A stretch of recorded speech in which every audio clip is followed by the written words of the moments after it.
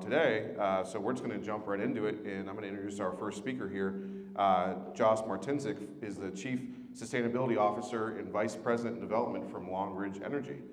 So Josh, if you want to make your way up. So Josh serves as the Chief Sustainability Officer, like I said, which is owned by Fortress Transportation and Infrastructure. The Long Ridge team is developing a 1,600-acre property in Hannibal, Ohio. It is constructing a 485 megawatt combined cycle power plant designed to deliver low power costs to our industrial and commercial users.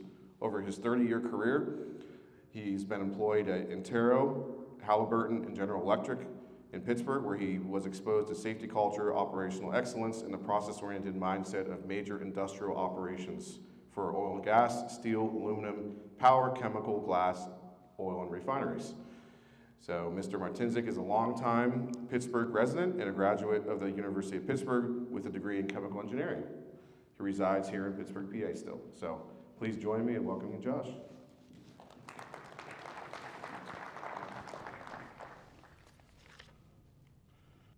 Okay. All right. So my name is Josh Martincic. I lead our business development and sustainability efforts at Long Ridge Energy. I'm going to go to the next slide. Real quick, we do have a disclaimer because there are going to be a few things I'll say that we just don't want to be held against us. But what I was really looking to do was talk a little bit about Long Ridge and then really get into the meat of the conversation and hopefully have an open dialogue question and answer session regarding hydrogen hub, CO2 sequestration, and the future of what we think it looks like in the Appalachian Basin.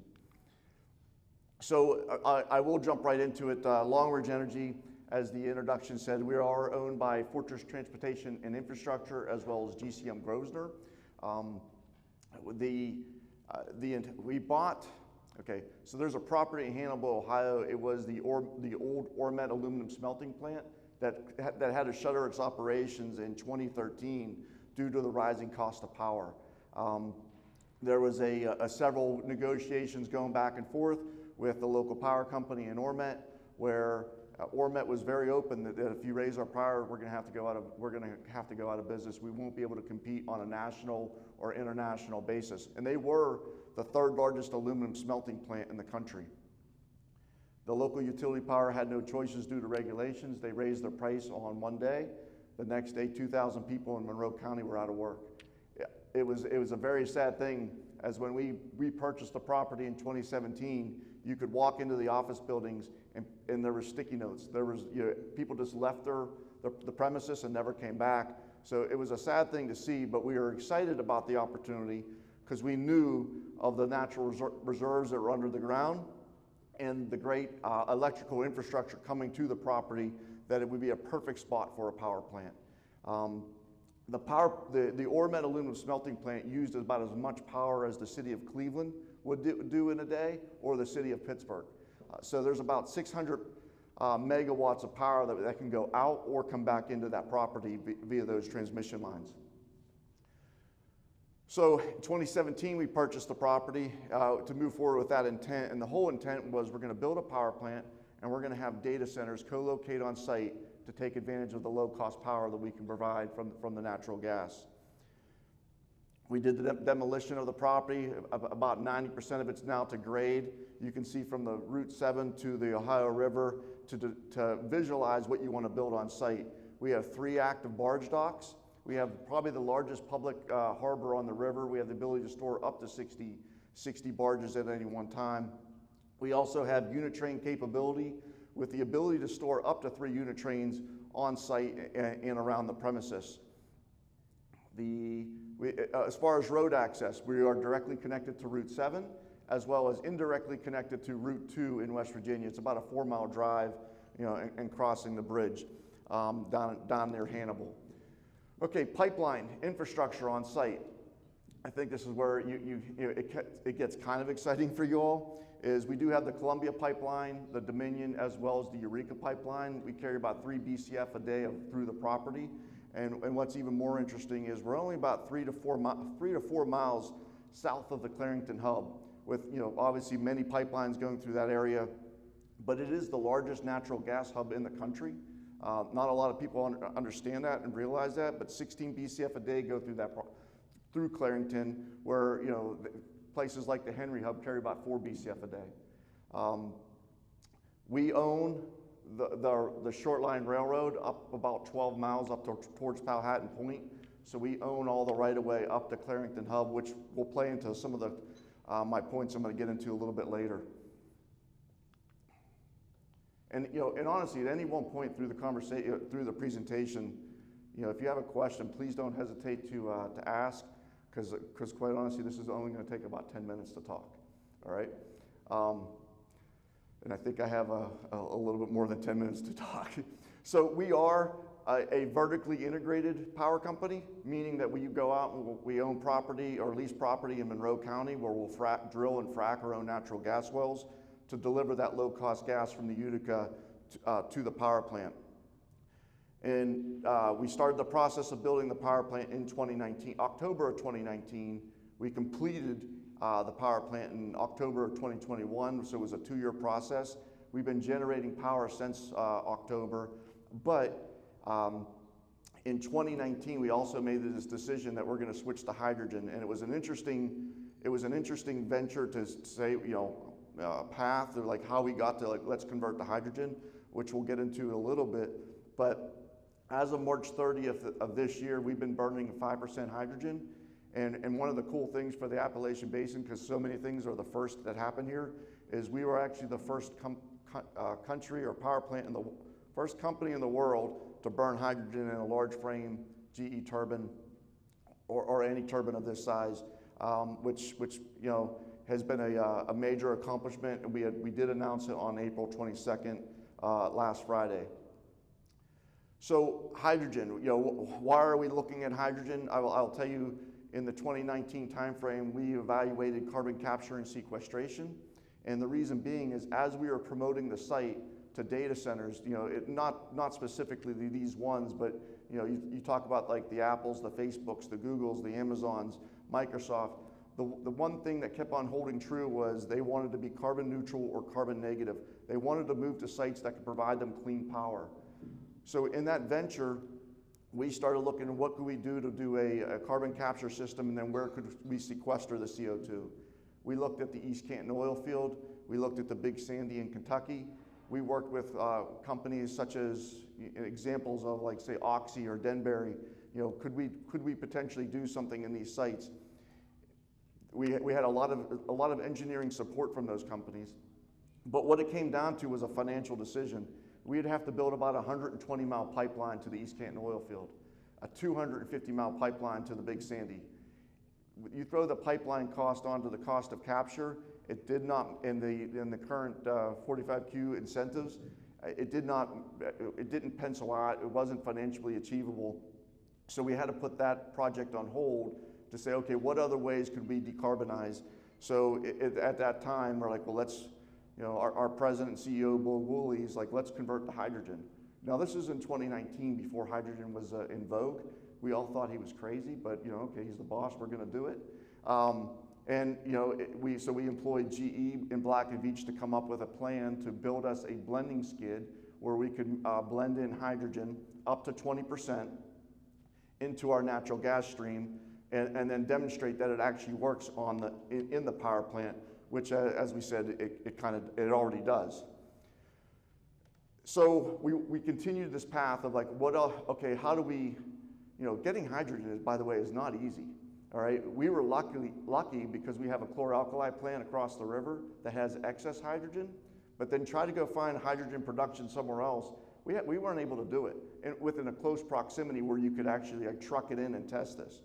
So we had to figure out ways to produce hydrogen on site. So we're evaluating a number of different ways, whether it be through SMR, ATR, you know, you call it the chemical conversions. You could, you know, green using solar and wind and hydro with electrolysis. It's expensive, but we, you know, where was I going with that thought? But so what we started to do was to talk to a number of companies across the country as well as internationally to entice them to come to site and run their pilots on site, where we would commit to providing the land, and the offtake into the power plant so we can get up to that 20% level. The other thing that we realized was going to be a problem was blending hydrogen in pipelines. There's a lot of concern about embrittlement and leaking once you go into pipelines. So as we were talking about the pipelines on property, we were offering to the gas companies to use our site as a test site to do the blending, whether in high pressure or low pressure pipelines, to see what it will do, because a lot of times these pipelines dead end at our property, and we're going to be the final consumer. So if something would happen on property, we could take care of it, and it would not impact the rest of their infrastructure. We did not. The other item is as we were out promoting the site, we quickly started realizing we weren't going to get to where bringing in these data centers, until we were finally carbon neutral or carbon negative. So we opened up the types of companies we wanted to go after to bring to site. And I'm happy to say that we've been successful in landing two companies that are going to come to site, with announcements to come soon. But the two things that they're going to do are they're going to use a lot of power and they're going to use a lot of gas, and they fit very nicely with our green message. One is a biodegradable plastics facility, and the second is a renewable diesel facility, which we can talk about at some point down the road. And then we didn't want to just be one site. We are evaluating other properties across the basin, Ohio, PA, and West Virginia, for our second and third power plant. We have identified a location for our second one, with announcements to be coming in the next few months. All right, we were talking about our acreage. Our acreage is in southern Monroe County. We hold about 20,000 acres. It butts up right against the Wayne National Forest. We just recently acquired additional acreage in that area, and then continue to look at acreage in PA as well as West Virginia, because as long as it's connected to a pipeline, we can theoretically get that same gas delivered to the plant and power plant, to the power plant in Hannibal, or the next power plant that we'll be building. But the part that we really like about this acreage is the infrastructure is already in place. We can self-supply our own services, and then there is a low transportation fee because we are so close. As the crow flies, we're probably about 5 miles from our property, and it's great rock, Monroe County, and it's not the easiest to drill and frack, but it does produce great results for us. All right, so our gas supply philosophy. This is just an example, but I wanted to use it going back to February before you see this latest increase in the gas prices. And before the cost of pipe, sand, chemicals, services all went up. Our total F&D cost, back in the February timeframe, as an example, was about $1.21 per MCF. When you compare that to February DOM South pricing of $2.64, that was a significant savings for us. About 50% of our cost to the power plant or majority of our cost to the power plant is our natural gas, and to get a 50% savings on that price delivered has an amazing impact on the power price we can then deliver to the grid or anybody that wants to locate on site. So it's definitely important, and one of the key things that continually attracts people to come look at our site. Okay, so the hydrogen transition. I did want to go into this a little bit, and it kind of veers into the hydrogen hub concept for the region. So we did install the hydrogen blending skid in November of 2021. We started March 30th of 2022 blending hydrogen, and we continued to promote the site to evaluate hydrogen generating pilots. Like I said, we're offering land, offering the consumption on site. We have the ability to store below ground or above ground, whatever's needed. And we're offering to pipeline companies, the carriers, let's start testing and blending up to 20%. We continue to investigate on-site and off-site sequestration. The story has kind of changed here a little bit. We no longer just have to go to the East Canton oil field or to the Big Sandy. What we're evaluating is we're seeing, and the land grab is real. You're hearing about pore space and everybody trying to go out and get subsurface rights. There's places in the Mount Simon, the Clinton Medina, the NOx formation that has the potential for large volumes of CO2 sequestration.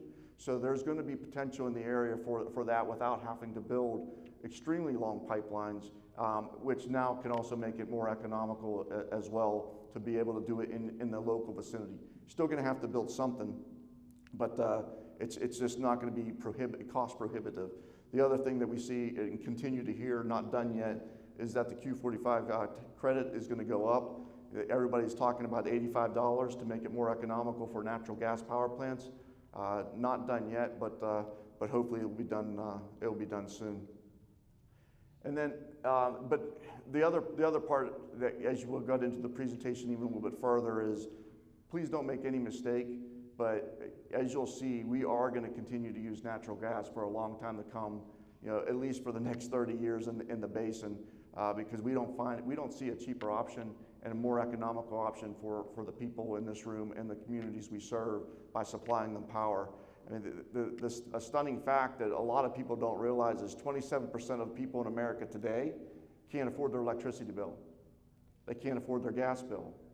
And it's because, and to say that we're going to continue to go a path where it's solar and wind and hydro, which is more expensive, is not going to be realistic for the people that can't afford it. So we're going to have to continue to find cheaper ways to provide power and gas to the customers, and I think the Northeast area is going to be a perfect place to continue to do it. All right. Josh, are those blending skids, is that a new technology, or is that something that other folks are using?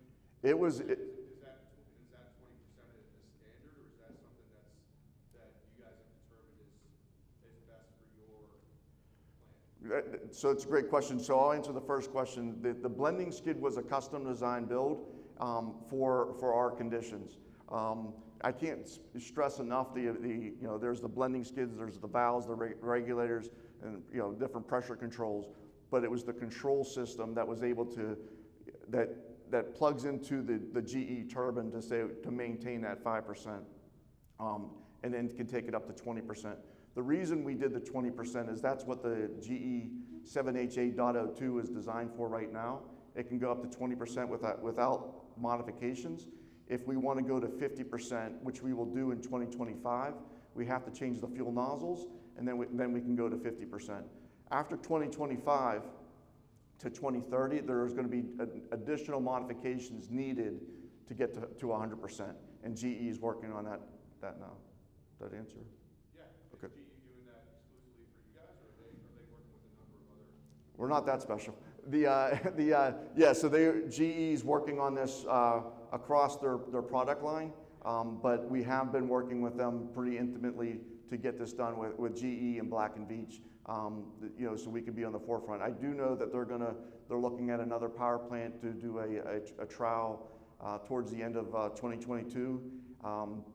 There's power plants in Australia that are going to be the 7HA.03 that will be able to get up onto 50% here probably in the next 2 years, and then also in the Asian countries where they're also looking to build additional natural gas-fired power plants. All right, so in the conversion to hydrogen, as I was saying, we looked at many different types, and our CFO came up with there's the Crayola blocks of crayons of colors of hydrogen. You have your green, your blue, your gray, your pink, your turquoise, your yellow, your gold. We honestly evaluated them all. It was a pretty arduous process where it all came down to price, though. A lot of great technologies, but it came down to price, and it came down to location that you would implement that technology. And for example, the chart to the left, well, I guess it would be your left, it lays out where these prices are. As you'll see, green hydrogen could be $6 to $9 a kilogram. You go to SMR with sequestration versus without sequestration. You could be in that $1.50 to $2.50 per kilogram range. But to break it down even further is $1 per kilogram of hydrogen is equal to $7.50 in MMBTU of natural gas. And you need 3 times the amount of hydrogen to get the same energy that you do out of methane. So going back to February of 2024, or February of this year, when gas was $2.64. You know, $7.50 an MMBTU doesn't cut it, right? To provide a consistent low-cost natural gas or power price. Today being in that $6 to $7 range, it still doesn't cut it. You know, with the government, putting a mandate out there, we want to get to $1 per kilogram by 2030, is not going to drive the conversion to hydrogen anytime soon, because nobody's going to be able to afford it when you look at it that way. So our goal was, let's go out and find somebody that can produce hydrogen on parity with natural gas. And if we can do that, then we'll make that conversion. We think we've been successful. We haven't been able to implement it yet, but we think we've been successful in that venture for this particular area, and we'll get into the reasons why in 2 seconds. Could you briefly touch on what those colors mean? Okay, so green technology, okay, you're going to be using, what they will say is your lowest carbon intensity score, where you're going to be using solar, wind, and hydro to run an electrolysis system to then make hydrogen. Okay, you're going to be splitting water. We don't necessarily think that's a great reason. I'll get into the next, at least up for this area. We don't think that's a great way to get there just yet, because it doesn't make sense to make electricity to run a system to create hydrogen than to make more electricity. You can create hydrogen to store it and use it as a nighttime battery, but there's also some costs associated with that because of capacity factors that now you have a tremendous capex for something that you're only going to be using 50% of the time, to create something that you only use 50% of the time. And then you have to have a larger build out with the solar, wind, and hydro to create energy during the day, to also create hydrogen that you can then use at night. We can get into the rare earth elements, and I don't have a chart in this presentation, but if you like, I can share it, send it to you all later. You can see the listing of rare earth elements and what it takes to create a solar panel, a wind turbine, or even in hydro. And you'll see there's not enough rare earth elements in the world to create all the power that we would need through solar, wind, or hydro. Okay, so then blue technology, you have SMR or ATR, is just to bring it down to those two. So steam methane reforming, you're bringing in natural gas. Through temperature, you're breaking apart the hydrogen and the hydrogen and then CO2. You could take CO2 and you still have to sequester it to get your hydrogen, or then you vent it. So the only way to make SMR technology work and considered to be a low carbon intensity product is to sequester it. So we're really no better off doing SMR in the States or where we're at, because we could just capture the CO2 if we needed.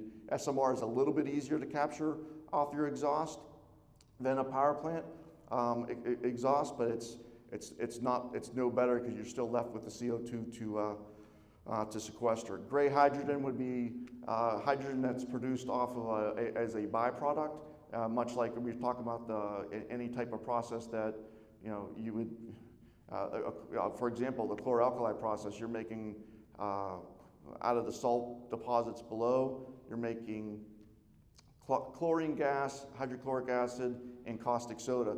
They have hydrogen as an excess. That would be considered gray. We get into the turquoise, pyrolysis. You could have low temperature pyrolysis or high temperature pyrolysis, where you're bringing in natural gas, you're splitting it, making hydrogen, and a carbon black process. A lot of people read about Monolith in the paper. They have a great way they've come up with a great way to do that through a pyrolysis method. One of the things that we've also done is teamed up with a company that we did sign an MOU with. They're actually based in Washington, Pennsylvania, if you believe it or not. They've been running for the last several years at a coal plant where they're doing high temperature pyrolysis to clean up coal. So we're going to take that technology and put it at our natural gas plant, our facility, and try to do the same thing with natural gas. The other is of pink, purple, brown, black, gold, white. They're all variations thereof that we can send you some more information on. So getting into the clean energy potentials, one of the things, top left-hand corner, you'll see that there's a lot of solar opportunities as you go out west. And, there's so much solar opportunities that sometimes the power price goes negative, which is great. But the one thing that they don't have to make hydrogen out in that area is water. Okay, that's going to be important if you're going to try to use electrolysis. You're going to need the water. So they're struggling to understand how they can continue to make solar opportunities a viable solution for the nighttime. From a wind perspective, you have a lot of wind opportunities in the central Midwest, which is once again great, but it's not always it's not always blowing wind to get those turbines to turn. And then from a from a geothermal aspect, you have a lot of opportunities going out to the west as well. The one thing that the Northeast does not have is a great environment for any one of those technologies to be a reliable, sustainable offering to the people that live in the community. In fact, you saw all the problems that happened in Texas over the past couple winters. The PJM grid, which we all live in, has an application for about 2,100 different solar projects. They put all of them on hold. And the reason being is they realize that solar is not going to be the reliable solution for us going forward, and you can only put so much power onto the grid at any one particular time.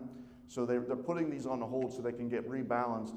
And when I say rebalanced, is they're looking at what other ways can we have reliable power 24/7, and they continually come back to natural gas-fired power plants.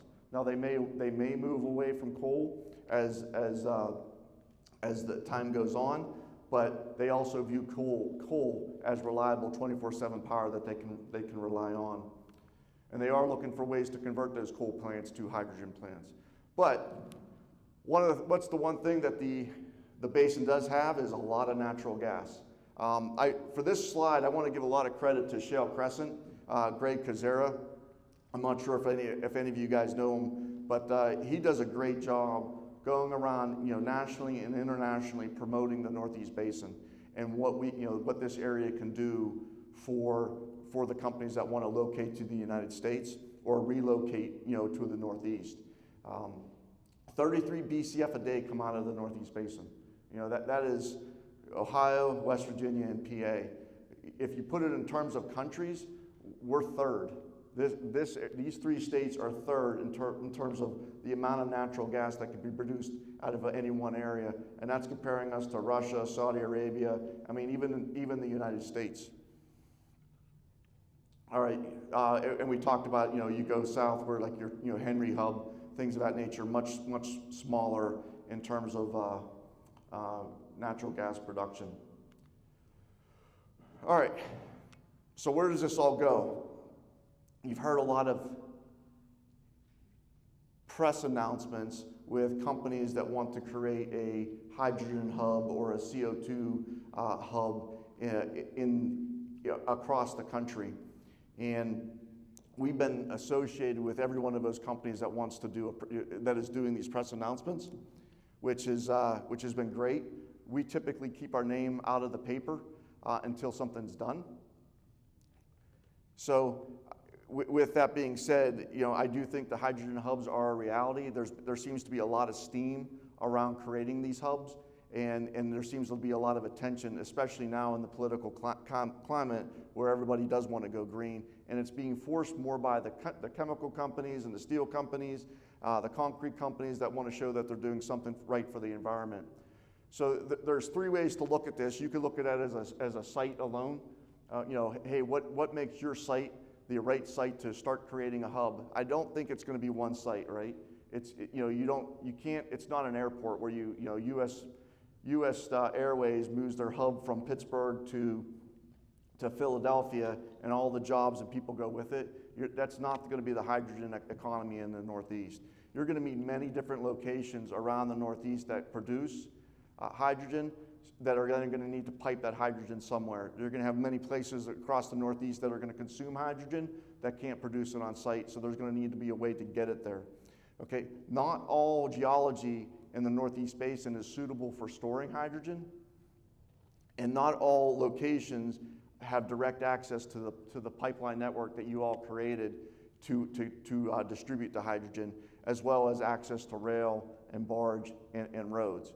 So we do feel that the Hannibal, Ohio site would be a perfect spot for one of the locations to produce, consume, and distribute, as well as store. But if I look at, and I wanted to just throw a little picture up to show, this is how we envision it, from a point of view of us producing, consuming, distributing, and storing hydrogen on site. Okay, this is a site perspective. But here's the state perspective of West Virginia. Look at the number of chemical plants that are all bought into the hydrogen hub conversion. These are all consumers. But not every one of these people are going to be able to produce hydrogen on their site because they're not going to have the space or the infrastructure available to get it done in an economical way. So there's going to need to be a way to get it there, through pipeline, barge, truck, rail, and that's where I think everybody in this room really comes in. And then you look at it from a regional perspective. These are all the natural gas-fired power plants, the coal plants, chemical plants that all are going to need hydrogen. They all say they want hydrogen. They all want to decarbonize, which, in my mind, it just makes the Northeast, this area, going to boom over the next several decades as this conversion continues, because they all have 2030, 2035, 2040, in their minds of 50% decarbonization to 100% decarbonization, and that infrastructure needs to be either retrofitted or rebuilt. So I got to tell you, closing slide is I'm super grateful to be in the Northeast. I've been born and raised here, never really left. Not sure what would have happened to this area had oil and gas not come to the area. But I can tell you right now, since I've been in it since 2011, I think the future's always looked bright here. From a site perspective, state as well as regional perspective. And the last thing I'll say is I think you guys are all going to be busy. I would say sit back and relax, but I don't think you're going to have time. So from there, I'll stop and take any questions.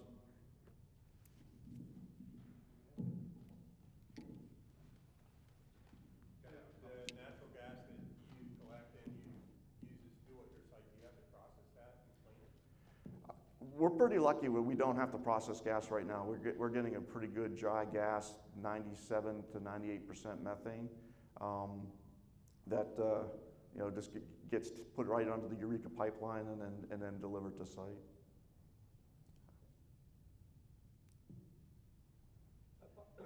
Apologize if I didn't follow you, but you're currently getting your 5% hydrogen from the chlorine plant, and you're still looking at options so that you can eventually get to 20% or 50. You're looking for other ways to make more hydrogen. Absolutely. But you're currently not making more hydrogen, or not making any at all. Correct.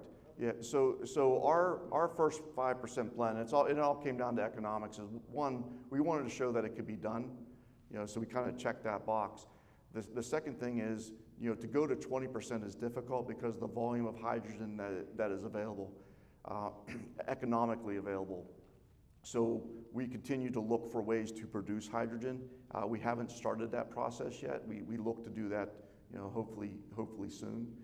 But we are getting our hydrogen right now from across the river via tube trailers delivered, so we can continue that burn. It's just to keep the process going, at the 5%. It's proof of concept right now. Our CFO talks about, there's many pages to be written, and a lot of those pages have not been written yet. And but we're committed to this venture, and we'll move it forward.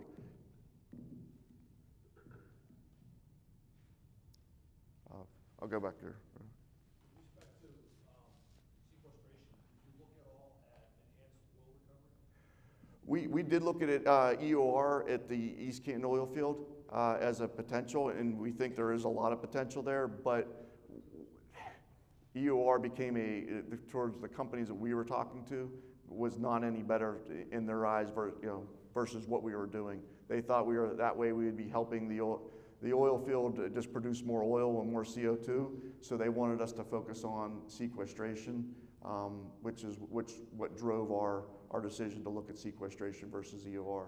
I do think there's a number of companies still looking at EOR potential in the East Canton, and I think it would be a great idea because there's a lot of oil still left there. Pennsylvania's in the process of joining RGGI, the Regional Greenhouse Gas Emissions. It's going to be fought in court a lot. It's been going on for about 3 years. That's going to open up a lot of opportunities for Ohio and West Virginia big time. But the complaints that we have in Pennsylvania is permitting process to build anything. And it's virtually hard to do. FERC is now very hard to get pipeline permits. Can you talk about your issues with getting EPA permits or local DEP permits? Wow, that's a good question. I can tell you that Ohio has been extremely easy to work with to get things permitted and approved and processed, not only from the power plant perspective, but also from the well permits that we have to get every time we drill wells. I don't have a lot of experience in PA. When I was at my former company, I would say the same thing for West Virginia. They were very, very easy to work with. But that's just from my experience. I don't have any experience in PA in regards to that. Are you guys fully permitted for the next couple of years on your plans? Yes. Yeah. Thank you. Do those have an expiration, or how does that work? The permits for our conversion to hydrogen? Yeah, to operate. I mean, yeah.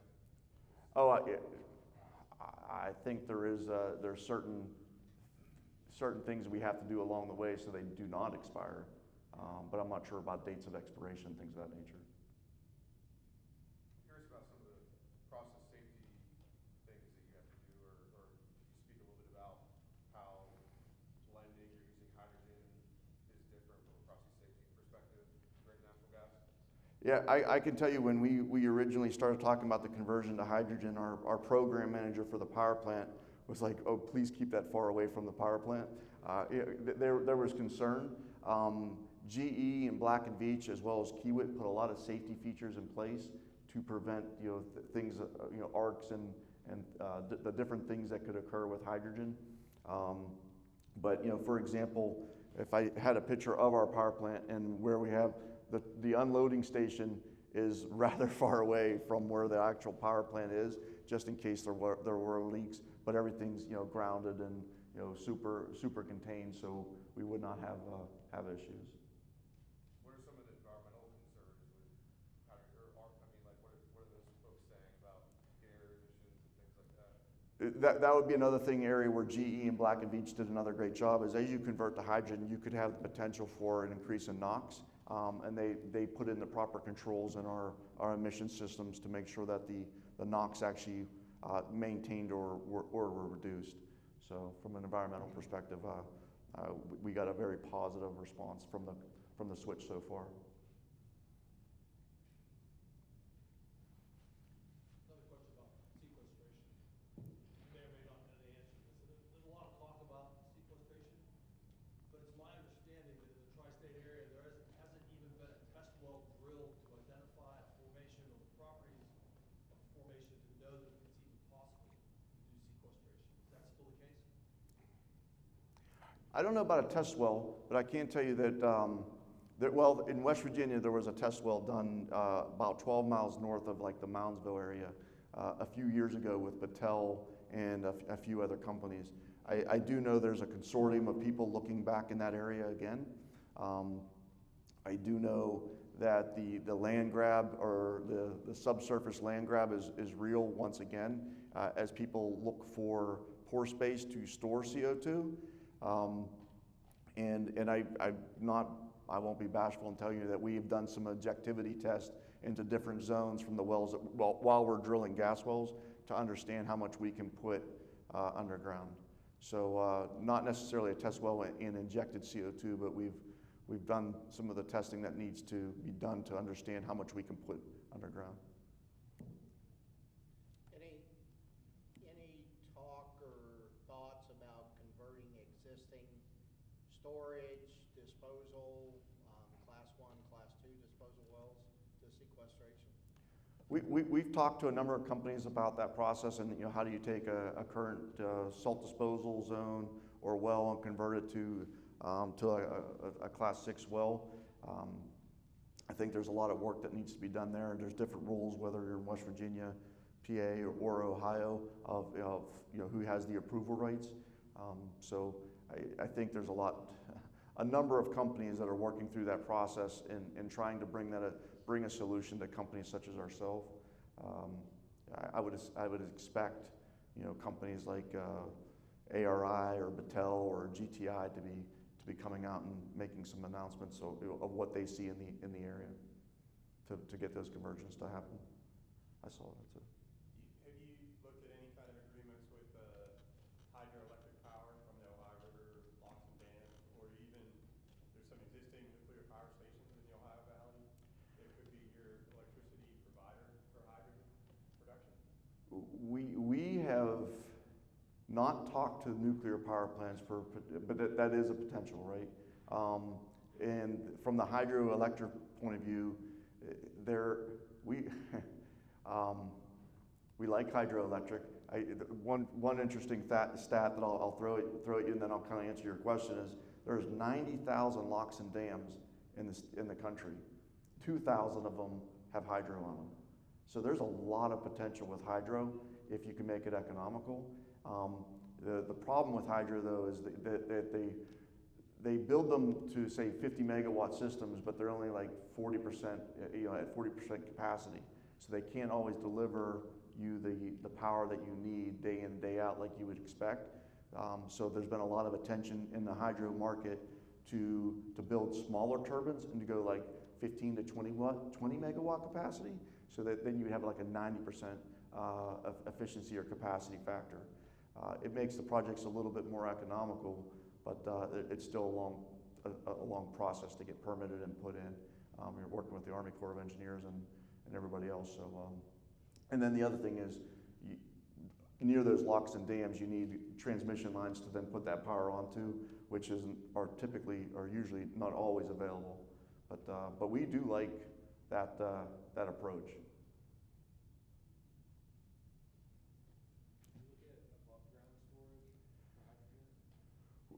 We have looked at above ground storage. It's just more economical for below ground storage, where you also have concerns of what do you do with all that salt when you're solution mining. So we're looking at I'll call it a mixture of below ground storage and tanks that way we don't have to do a bunch of solution mining as well. So all options are on the table still for us. I mean, we took the first step. And as our CFO says, there's many pages to be written, so all options are on the table for us still to how we continually develop the site to become part of the hydrogen hub.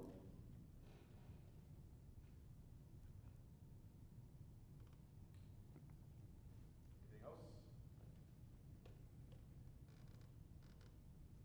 Okay. All right. Thank you very much.